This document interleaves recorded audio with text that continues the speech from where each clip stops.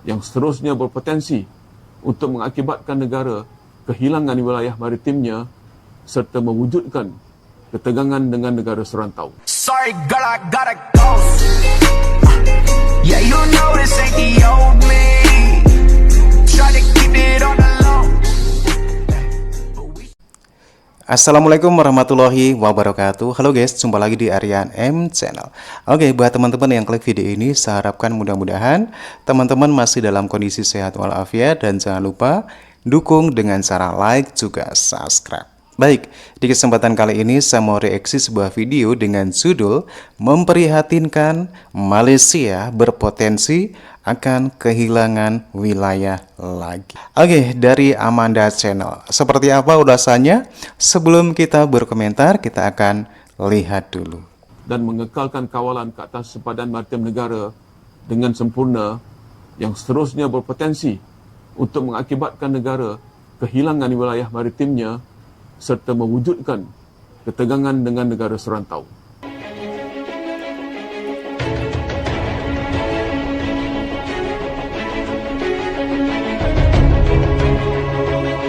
Halo friend, kembali lagi di Amanda Channel. Nah, ini ada berita mengejutkan ya, disampaikan langsung oleh Panglima TLDM. Nanti rakyat Malaysia nanti marah ya kan, diberitain nggak terima, nanti komen di kolom komentar yang enggak. Ini disampaikan langsung Panglima TLDM loh. Ente jangan nama-nama netizen seberang ya kan, dikira Mimin mengadi-adi.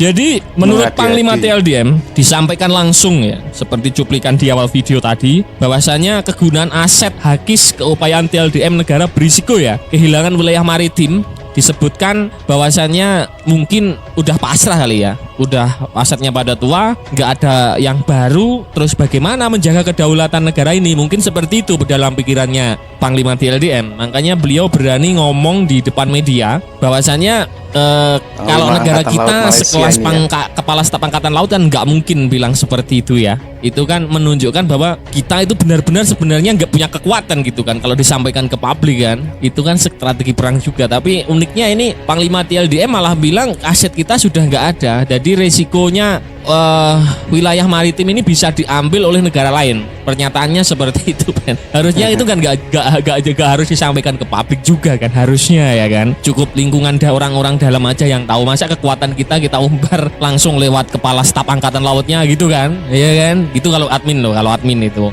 Tapi terserah, ini Malaysia bos, beda ya.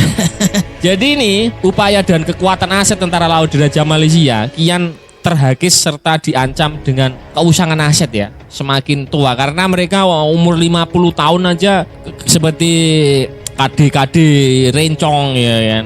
KD Ligiu itu masih jadi kombatan utamanya TLDM loh. KD Ligiu yang usianya 30 tahun, kalau point to the point sama itu kapalnya Vikan Thierry yang mau dihibahkan ke Indonesia kalau jadi kelas Mastrel itu aja masih gacor Mastrel. Bisa kalian bayangkan? Jangan anggap Mastrel itu kaleng-kaleng, sama KD Ligiu-nya Malaysia sebagai kombatan utama aja masih gacor KD, masih gacor Mastrel dari Vikan Thierry itu. Kemana-mana mereka dalam latihan exercise di ajang internasional, rata-rata yang diturunkan Malaysia hanya kapal itu saja, karena nggak ada aset gitu loh. Angkatan Laut ini Malaysia mau Rimpact 2024 yang notabene latihan angkatan laut terbesar di dunia yang diselenggarakan oleh Amerika Serikat ini, anggotanya lebih dari 40 negara. Mereka juga masih mengirimkan ke Ligiu gitu loh, Ligiu ya. Tetanus kalau terus-terusan dibuat nanti bisa tetanus. Bercanda. Nah, kebimbangan tersebut telah disuarakan oleh Panglima Tentara Laut ya, Laksamana Tan Sri Abdul Rahman Ayop, dalam perutusan beliau di hari ulang tahun TLDM ke-90 kemarin ya. Langsung disampaikan Panglima TLDM, atau kalau di Indonesia Kepala Staf Angkatan Lautnya. TLDM kini dihadapkan pada tantangan keusangan aset dan kemampuan armada tempur yang semakin tergerus akibat bertambahnya usia aset ya. Karena kalau kapal dinasti Ming ya tahun 70 80-an itu secara bahan ya, besi, terus sistem manajemen tempur, rudal itu sudah beda. Jadi nggak bisa lo samain kapal 5 tahun atau 10 tahun ini dengan kapal teknologi 40 tahun yang lalu itu beda gitu loh. Makanya mau nggak mau kan harus permajaan aset gitu loh. Bisa sih ngapung, bisa ngapung, tapi ditempeleng rudal ya tetap kerem. Mau nangkis kayak gimana gitu kan. Teknologinya zamannya udah beda gitu loh. Ya itu namanya teknologi, kalau nggak bisa buat sendiri ya seperti itu, kurang lebih seperti itulah, Brad. Situasi ini dilihat tidak terlalu berkaitan dengan bentuk ancaman dan perkembangan selama ini di lapangan, ujarnya. Menurut Panglima TLDM, Malaysia yang merupakan negara maritim membutuhkan angkatan laut yang mampu menjaga kedaulatan wilayah dan kepentingan maritimnya ya. Faktanya, tanpa angkatan laut yang kredibel dan mumpuni, negara akan kesulitan menghadapi ancaman maritim dan mempertahankan kendali sempurna atas sumber daya maritim negara. Menurut Panglima TLDM seperti itu. Ya bener, patroli sih bisa, tapi kalau digertak di tengah laut ya nggak bisa. Mau membuat efek gentar musuh itu udah nggak takut mereka gitu loh. Mereka kan juga tahu kapal yang lo bawa ini usianya udah setengah abad gitu kan. Cina misalkan, atau konfrontasi dengan TNI AL kan tahu itu kapalnya kapal tua yang dibuat patroli, jadi nggak ada efek keder gitu loh. Apa yang disampaikan Panglima TLDM ini bener adanya. Sebenarnya aset tempurnya ya harus yang baru gitu loh. Bisa untuk patroli, tapi tidak bisa buat menggertak gitu ya. Situasi ini berpotensi mengakibatkan hilangnya negara-negara maritim serta terciptanya ketegangan dengan negara-negara kawasan ya. Sebagai negara yang berdaulat, tentu kita tidak bisa mengambil risiko itu, tegas Abdul Rahman. Dijelaskan hal ini perlu mendapat perhatian karena situasi geopolitik dunia dan seringnya perubahan yang terjadi serta menimbulkan ancaman baru. Meski negara kita masih aman dan mandiri, namun upaya mempertahankan tidak bisa dilakukan dengan mudah. Karena kedaulatan itu seperti yang Pak Prabowo bilang, kedaulatan itu mahal harganya. Terus tidak bisa secepat kilat membuat aset mesin perang, secepat kilat membuat motor, nggak bisa, Bren. Penataan lahan yang berubah dan semakin menentang menuntut perlindungan negara juga dilengkapi dengan baik, ujarnya seperti itu. Ditambahkannya keusangan aset dan kemampuan armada tempur yang semakin terus tergerus tidak sejalan dengan bentuk ancaman dan perkembangan di lapangan saat ini. Dan usut punya usut, pada saat yang sama ia mengatakan bahwa TLDM akan meluncurkan penyelarasan rencana transformasi 15/5 pada pameran Defense Service Asia DSA 2024. Saya yakin jika rencana ini dilaksanakan sesuai rencana, TLDM pasti akan mendapatkan upaya yang diperlukan di masa depan. Perubahan signifikan juga akan terlihat terutama pada berlanjutnya akuisisi aset-aset baru seperti Littoral Combat Ship LCS, Littoral Mission Ship Batch 2 LMSB 2 dan Multi-Role Support Ship MRSS yang sudah lama tertunda.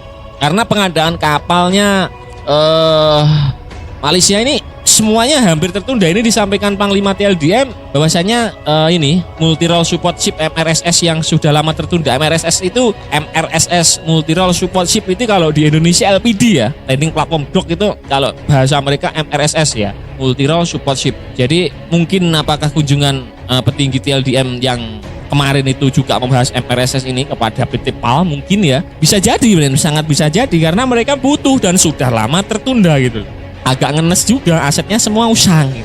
Akuisisi aset-aset tersebut tentunya akan memperkuat penampilan di hadapan pertahanan negara ya. Maksudnya dalam ajang internasional, latihan gabungan itu, kalau kapalnya baru, kapalnya itu masih tergolong mempunyai deteren itu, angkatan laut si doi kuat ya. Itulah dalam bahasanya tentara-tentara yang saat latihan perang gitu kan, Bren. Nah, Bren, itu tadi ya pembahasan admin ini disampaikan langsung oleh Panglima TLDM. Malaysia ini berpotensi kehilangan wilayah ya, karena asetnya sudah pada duir ya. Nah, kira-kira bagaimana menurut kalian terkait berita ini? Silahkan.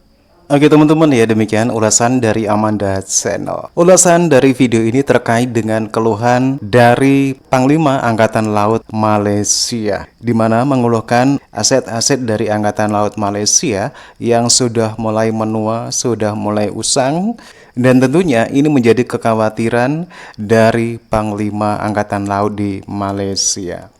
Dan hal ini jauh sekali dengan Angkatan Laut Indonesia, di mana Angkatan Laut Indonesia itu menduduki peringkat 3 angkatan laut terbesar di dunia. Oke teman-teman, ya demikian videonya. Dan bagaimana nih Oke teman-teman ya, demikian videonya. Silakan teman-teman bisa berkomentar dan jangan lupa like juga subscribe. Terima kasih, sampai jumpa lagi di video berikutnya.